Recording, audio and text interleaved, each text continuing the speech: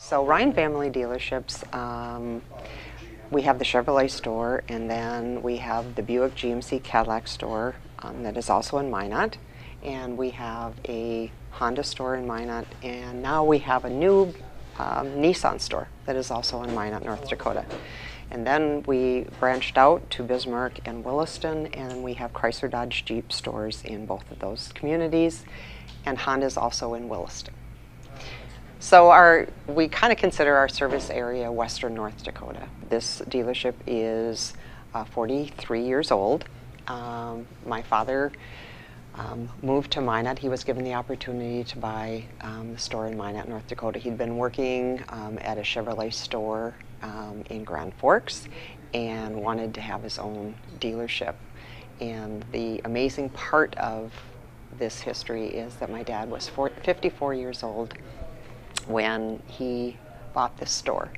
And I said he had to have been the most silver-tongued devil that anyone would know, because he convinced my mother to give up her life savings, to leave her family and all her friends and move to Minot, North Dakota so that he could live his dream. My father always said, treat people the way you want to be treated, and I think that that's something that has lived with me and that I try and pass on to all of our employees. I think that is vitally important, is just the respect that you want to show to your employees, that you want to show to your customers.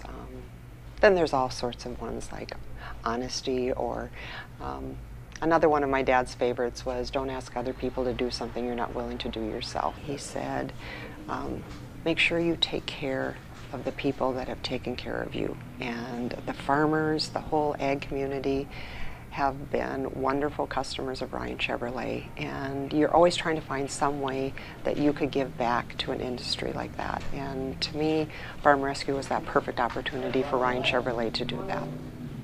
I met a wonderful man, and his name is Bill Gross. That's how that's really how we got started with Farm Rescue. You read maybe an article here or heard a news story, but it was really Bill Gross coming to Ryan Chevrolet and telling the story about what they were trying to accomplish, their mission statement, and we believed in what he was trying to do. Anybody that would be willing to volunteer for such a cause and be able to give back to the farming community the way they are doing, it's amazing. And we've met a few of them as they come and pick up their vehicles and they visit with us, and they're amazing. They're amazing people. Just the whole perception of Farm Rescue is that people appreciate the mission statement of Farm Rescue and their willingness to take an industry that is so vital to the state of North Dakota and be able to help to give back to a farmer that probably usually through no fault of his own, because usually it's either nature or it is medical. I mean, that suddenly they are in jeopardy, and to be able to make sure that they are able to survive something that was out of their control.